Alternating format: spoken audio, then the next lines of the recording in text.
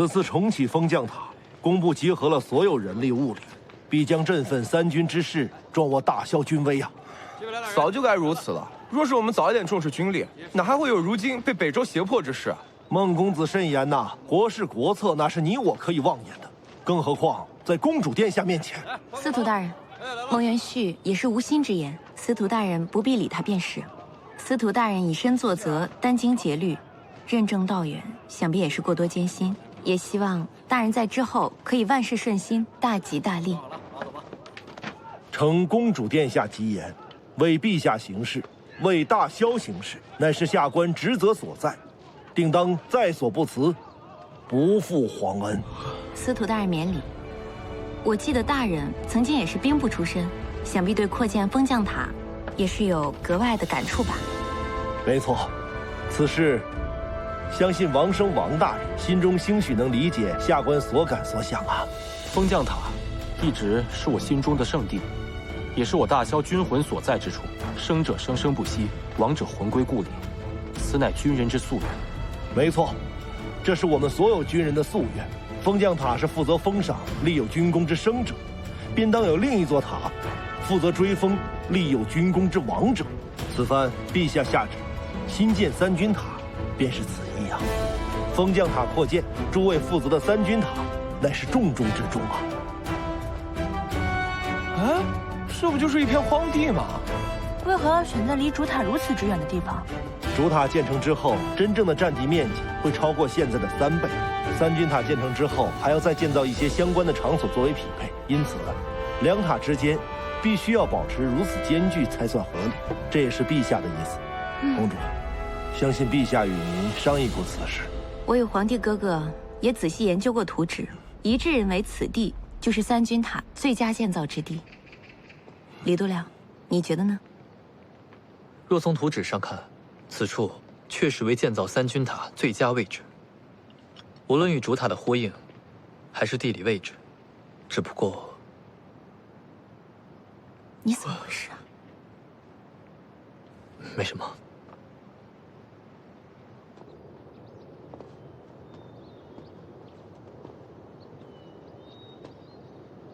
不知道大家有没有感觉到，刚刚一路走过来，脚下的地势越来越低。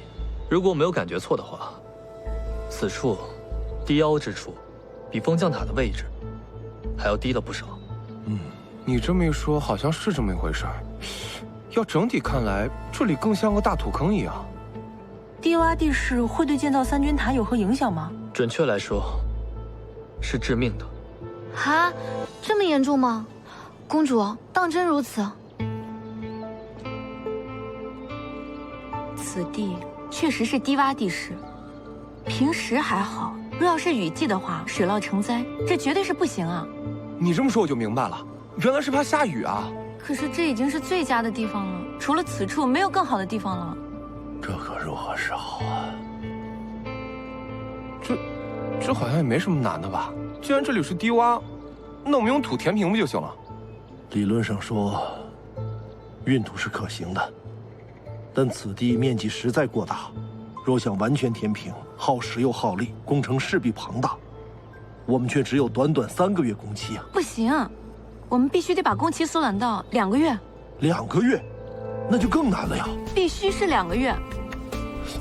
怕什么呀？2个月还填不完这个大坑？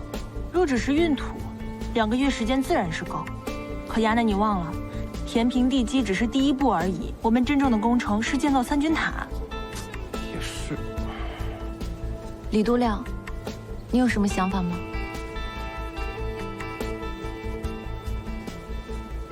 我看过图纸，眼下我没有来现场勘察。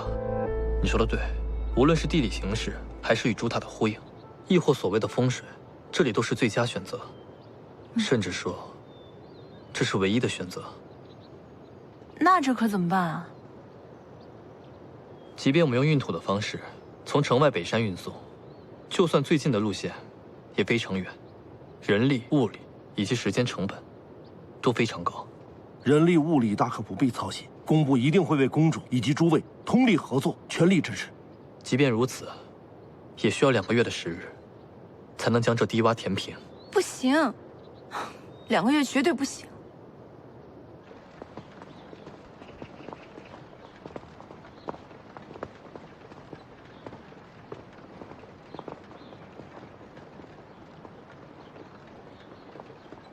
哎，就让师傅一个人静一静吧。小洛，公主只剩2个月的时间了。是啊，之前公主就预计建造3钧塔至少需要40到50天的时间，而且还是在没有任何意外的情况下。可眼下还没开工，就遇到了最大的困难。这可是公主最后的心愿，若此事未达成，一定会成为她心中永远的遗憾。李清风，这该如何是好？眼下我的想法也都不太成熟。我相信你，你一定会有办法的。为了陈姑娘，你也一定要解决此事。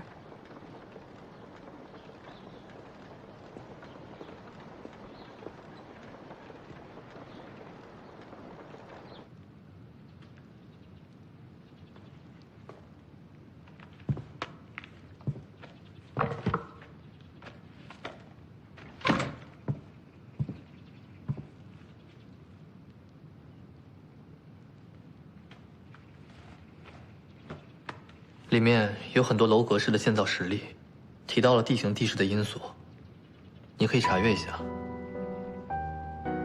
你的意思是你在查阅密檐式塔的建造？我看了你的草架图，很多都是阁楼式。我在想，密檐式的须弥座和一层正殿，在整个塔身占比非常大。这样的话，在地势条件较为不好的情况下，能够凸显优势。有些道理。不过你别忘了，我们建造3钧塔的初衷就是为了纪念大萧的烈士。这密檐式的塔，只有底部的第1层可以设塔室，恐怕没有足够的空间来容纳太多的英烈灵位。我知道你说的这一点。所以，我们只能在塔内的空间里面去做一些精妙的设计，才能透出更大的空间。但这也是我的初步设想，确实还有很多实际问题需要我们去解决。所以，我觉得我们需要发散一下思维。没错，我们需要多方面去想法子。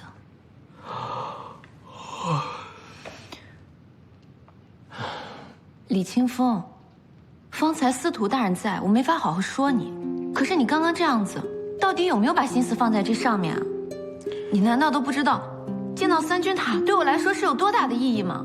本来不想跟你一起，是赵小姐苦口婆心的来说服我。就你刚刚这般态度，你又不想做，我便去工部，也不劳李大督了费心费力。朗月，我不是，我真的一心想要跟你一起，了却我心中所愿。可你呢？朗月，你误会我了。何志古，你来做什么呀？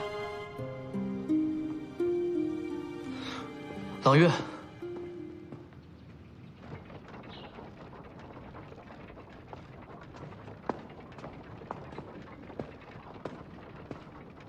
公主殿下，近来可好13王子，有何贵干？来看看我未来的夫人。何公子，在我们大萧，即便已经定了亲事，只要尚未过门，你此番言语都是冒犯。何况还是冒犯了公主，你须得道歉。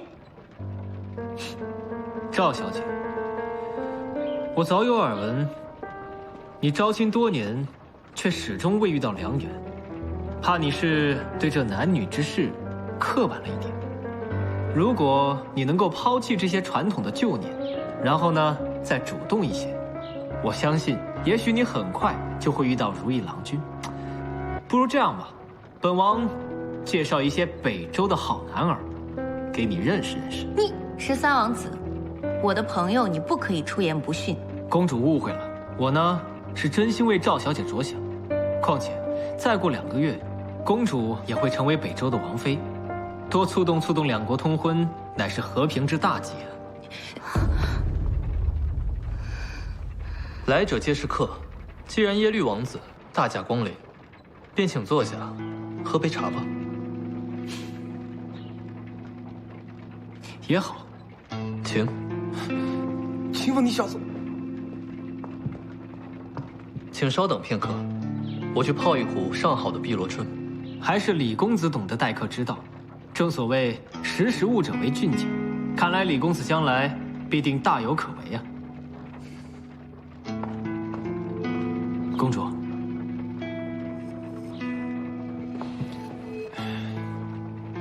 公主，我听陛下说，公主日日夜夜为了宫事操劳。依我看，南萧这封将塔建了也是白建，有什么意义呢？我大萧的国事不劳13王子费心。大萧的国事，也是我们的家事，你说是吗？请用茶。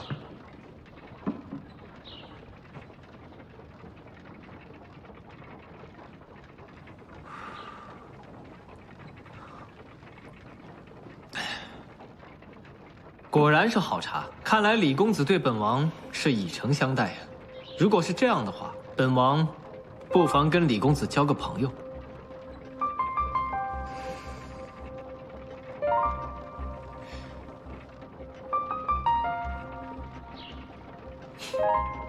看来，本王还真的是交了个好朋友。承蒙抬爱。公主，我今日前来，本想邀你一同去围场击居，可是无奈琐事繁身，不如这样，明日午时如何？击居？我已经跟陛下请示过了，陛下说公事自然会交给工部大臣去处理，公主就不必日夜烦心了。你这是拿陛下来压我？公主，我并无此意，还请公主赏本王个面子。若要击居，不妨去我的围场啊。也好，我听说赵家的围场是全临安最气派的，本王也想去见识见识。那就这么说定了。李公子，希望你也一同前来，我们好好的比试比试。告辞。那本安内也要去。随便。这秦风抽哪门子风啊？茶里下了泻药。啊，秦风，这事儿干得漂亮！这狗屁王子这么快就暴露了本性，真是越来越让人生厌。哦，本安内错怪了，干得漂亮。小姐，李督了，饭菜都做好了。我不饿。小姐，你已经1天都没吃东西了。你们先去吧，我晚点去吃。你先去吧。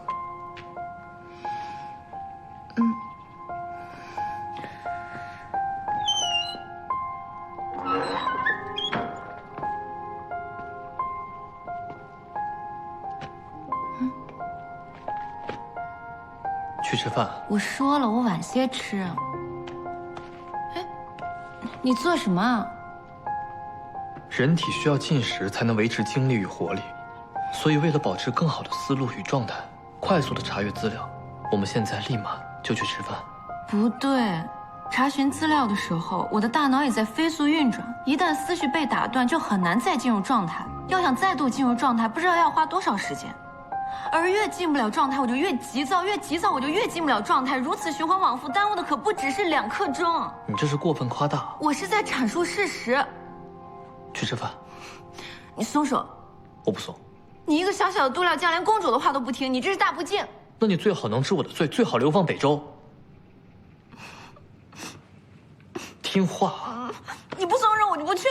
你不去吃饭，我就是不松手。你这是做什么？连你都欺负我。我没有欺负你。你不觉得封将塔重要，可我觉得重要。这是我在大萧最后的公事，我觉得很重要。我只是想让你去吃饭而已。你知不知道现在情况有多紧急啊？只要1天没有解决办法，1天就无法开工。要是再不开工，耶律之谷就要来取我走了。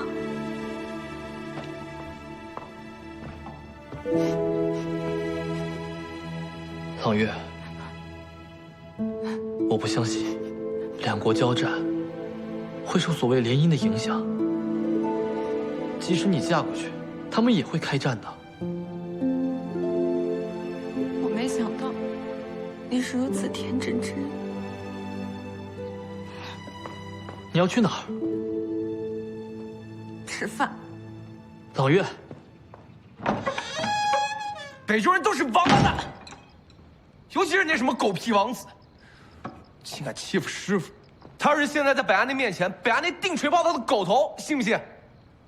孟兄，您的勇猛我们都知道，但这其中的细节是不是据坊间所传？这北周王子要强娶昭和公主，不想要脑袋了吗？此事岂是我等能妄议的。我的错，我的错，司法一杯。不说这个，今日北安内找你们来，是想问问你们，有没有什么办法能快速的将一个巨大的洼地用土填平？此事现在非常急。填土，衙内，此事我们兄弟几个怕是都不擅长啊。是啊，衙内。再说了，这不就是一个公事吗？成与不成的，至于让您如此焦急吗？这你就别管了。孟兄，你们木雨工匠队不是专业的吗？能解决得了北安内还要问你们吗？自然是遇到的难题啊！你们都别废话了。明日，北安内把这件事的细节与你们说，然后你们每一个人立即发动身边所有的力量，找临安城所有的毒料匠，然后把问题原原本本的问他们，让他们每个人都想办法。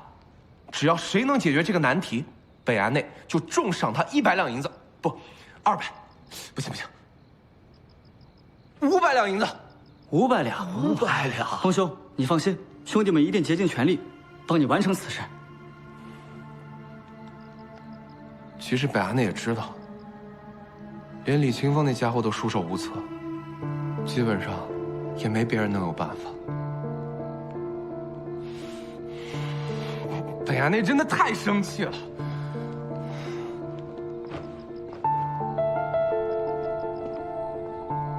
算了，在座的都算是自家兄弟，北安内也没什么好忌讳的。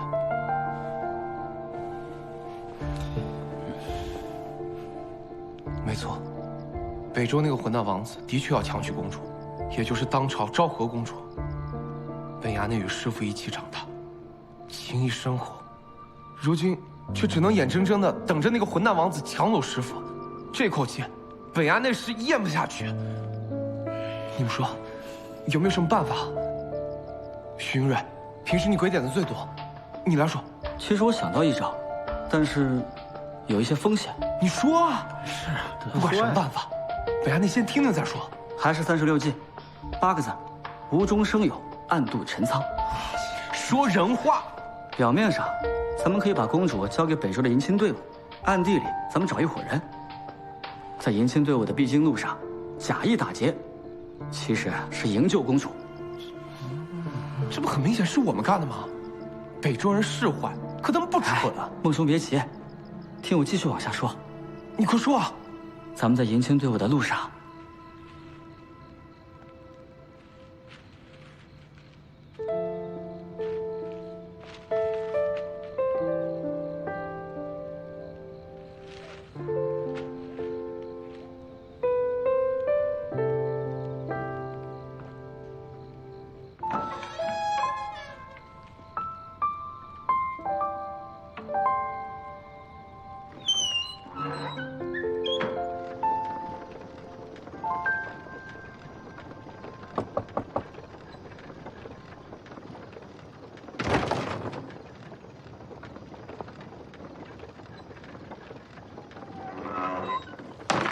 开始吧。要不今日我们便休息1天吧。也好，眼下我也不知道该是什么样子。好。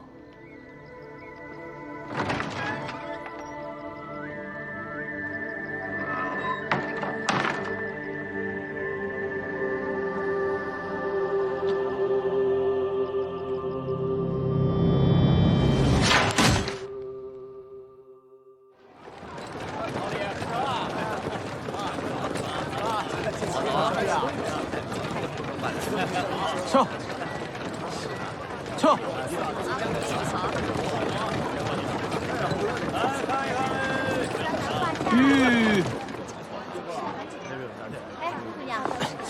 呀，这位客官，您是要住店吗？没错，帮我把车卸了，给马卫些上好的草料。哎，客官，里边请，里边请。请上座。来，先来喝杯茶。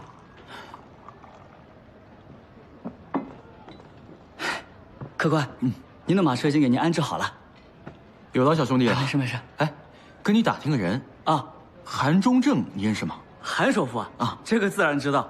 您要找他呀？啊，我要去他府中拜访，还望小兄弟啊给我指条路啊。韩府就在扬州府衙隔壁的怀玉街上，那府门呀气派至极。哎，您出了门，沿着这条大街一路往前走，那就到了。这2天呀，韩府千金定亲，那府门更是张灯结彩，门庭若市，更好找了。定亲？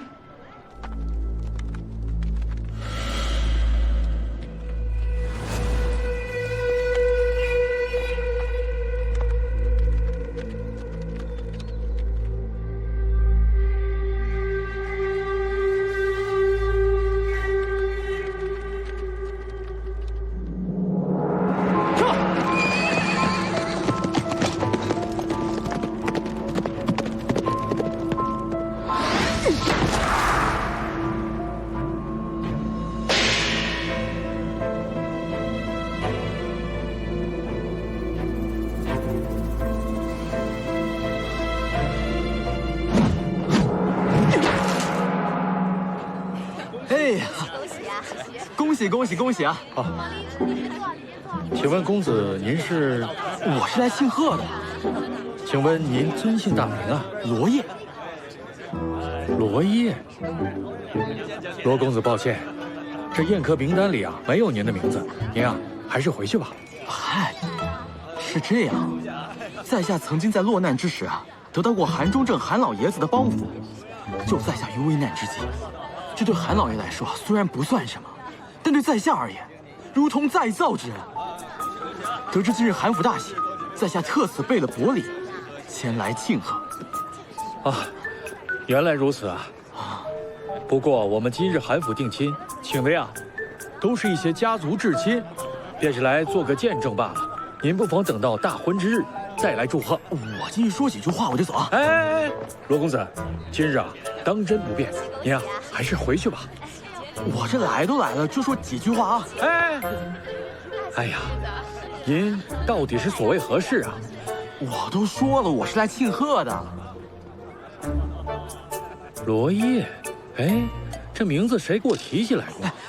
在下名字平平常常，重名重姓的人多了去了，你听过也不足为奇。罗烨。既然让你为难了，那在下也不是什么厚颜无耻之人。等改日大喜之日，在下再登门拜访啊！回见，回见。多谢罗公子理解啊。罗烨，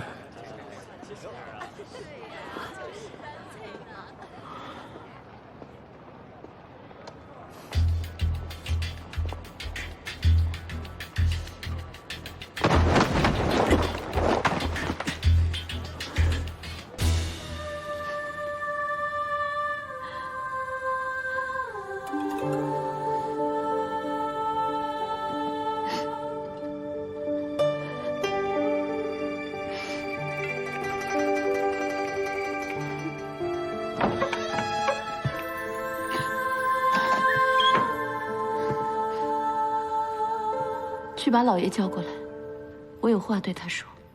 我怕是请不来老爷的。罗掌柜，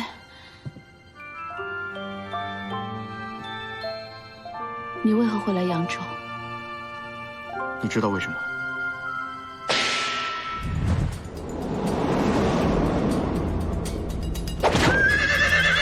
他果然玩阴的。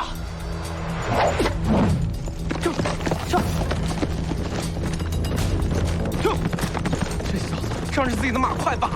并非马快，北周本就是生活在马上的，骑术精湛，在这一项何志谷的确胜过李度亮。你少说两句丧气话。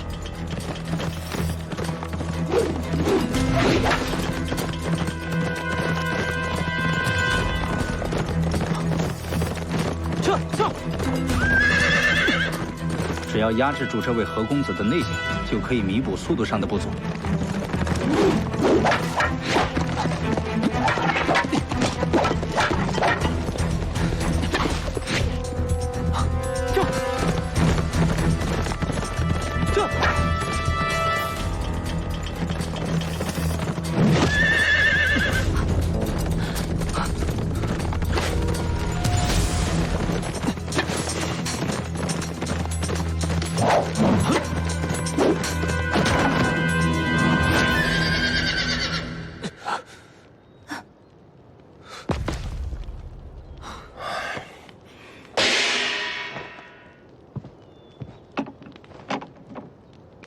马丘无眼，李公子不会介意吧？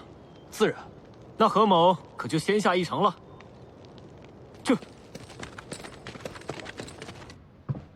可是我就不明白了，并非是门当户对，你爹为何一定要你嫁？因为他听我爹的话。我也可以听话呀。罗掌柜，你不懂。你还记得你曾经给我买过一串糖葫芦吗？我说那是我5年来第一次吃，便是因为我爹不让我吃。这些年来，我爹说什么，我便要做什么，不敢有一丝忤逆。我爹让我吃饭，我就要把一整碗饭全部吃下。我爹不让我吃饭，我便是饿得连一口水都不敢喝。可是这……我逃去临安，其实并非逃婚，我只是想逃出我爹的控制罢了。他说他做的一切都是为了我好，可是在我看来，就像一场噩梦。现在噩梦加剧，我挣脱不了。可无论如何，你也不能做这种傻事儿啊！我曾经亲眼看着董大成，就是我要嫁的那个人。他跟韩家最大的商业对手齐家长女私会，我便将此事告诉了我爹。可我爹认定我是不想嫁给董大成，他宁可相信一个外人，都不肯相信我。若是让我嫁给他，我不如一死了之。这董大成他到底如何取得你爹信任的？我说了，因为他听我爹的话，甘愿被我爹控制，就连让他入赘，将来的孩子姓韩不姓董，他都可以一口应下。这个人的城府倒是挺深的。袅袅，娘娘，你放心，只要有我罗爷在，我一定会带你回临安。其他的事情都交给我，这个我拿走。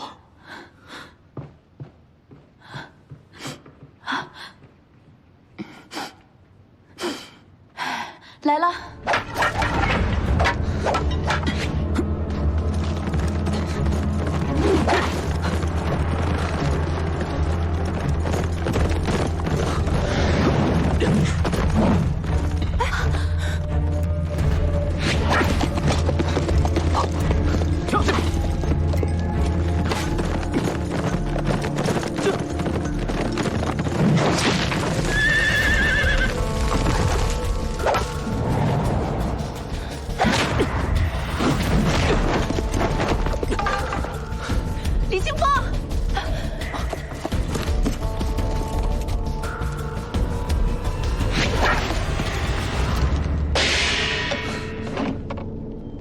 承让。李清风，你没事吧？不碍事。师傅，你看到没？下黑手，下三滥，下作。下半场双人对决，我们不要给他留情面。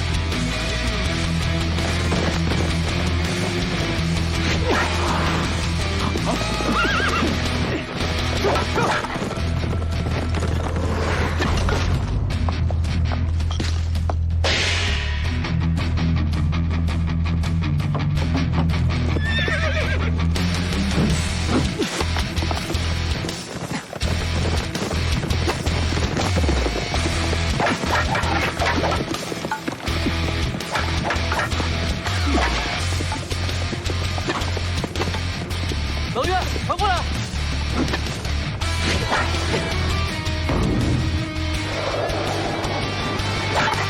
追！这！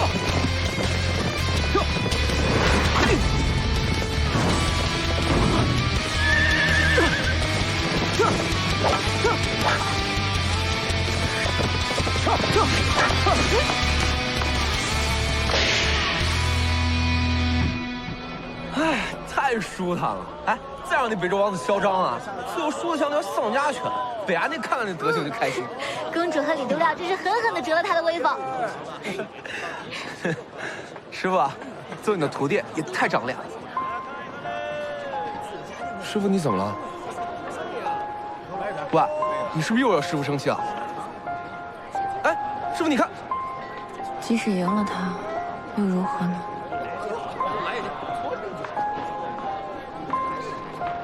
也是，赢了又怎么样？师傅还是要走，封将塔的问题还没解决。我说李清风，你到底想到办法了没有？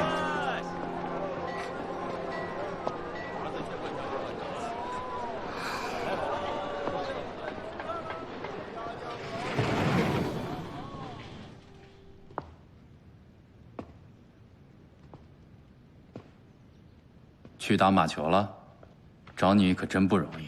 你有话就直说，我还有事要忙。你指的是封将塔吧？你怎么知道？这么大的事，我自然知道。你们沐雨院负责建造三军塔，由于选址的地势过低，恐有积水问题，你们这才一筹莫展。我说的不错吧？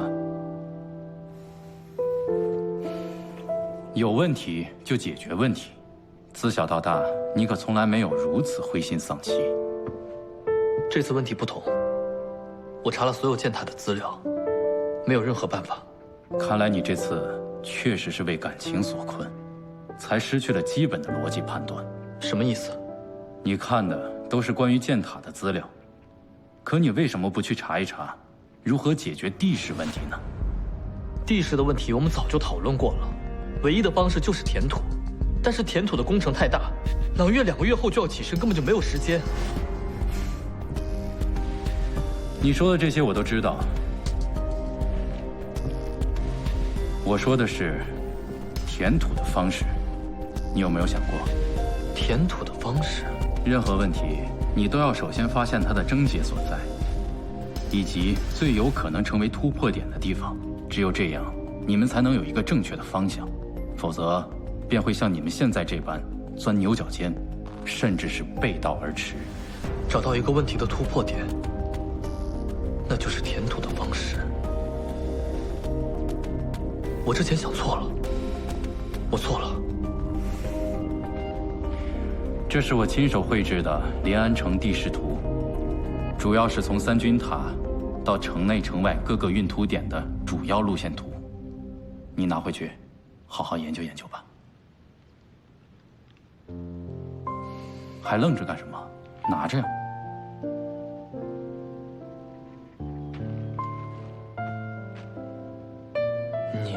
我是你爹，你遇到问题，自然是我来帮你解决。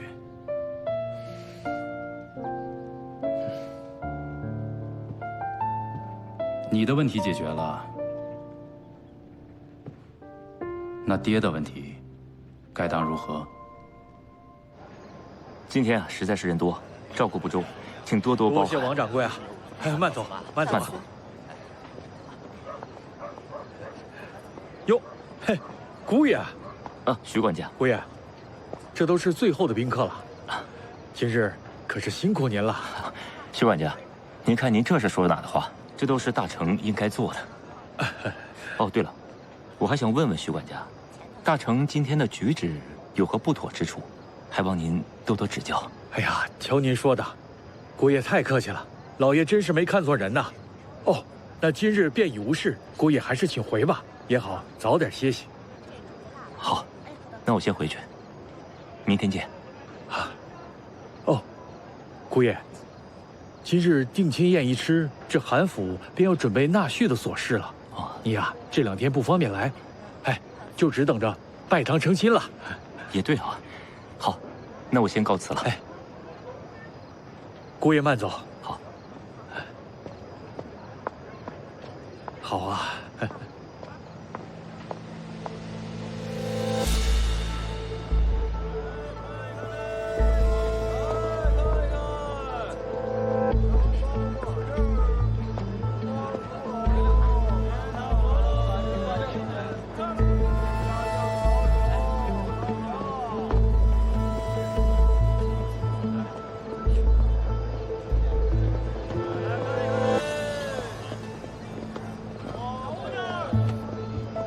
好，你去吧。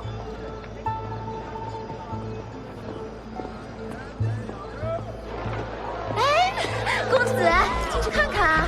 哎，怎么走了？哎，公子，不去。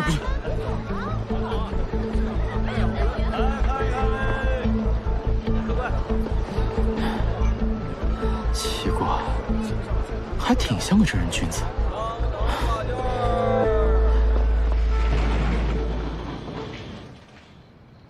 我知道，一直以来，你内心都记恨我对你娘的做法。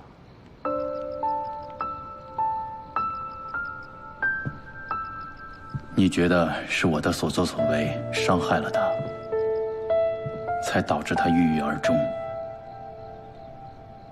我承认，在你娘这件事情上，我确实对不住她。但是，什么但是？你说这样的话，后面一定会有一个但是。这次没有但是，我确实做错了这件事情，对不住你娘，也对不住你。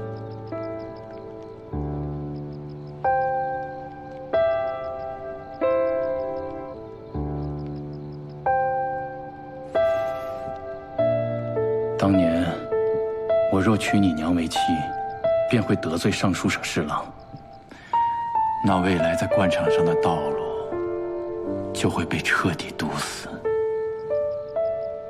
我不甘心呐，10年寒窗，一朝发迹，苦苦经营着官场人脉，铺设着官场的道路，到头来叫我全部都放弃。那个时候，我真的做不到。这些事，你之前从未与我说过。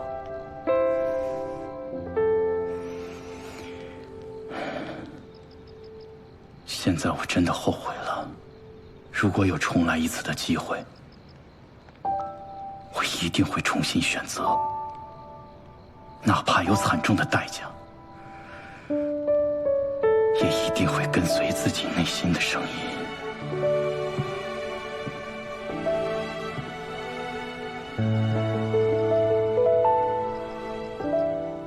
你知道我等你这句话等了多久吗？我知道，这些话也无法改变我伤害你们母子的事实。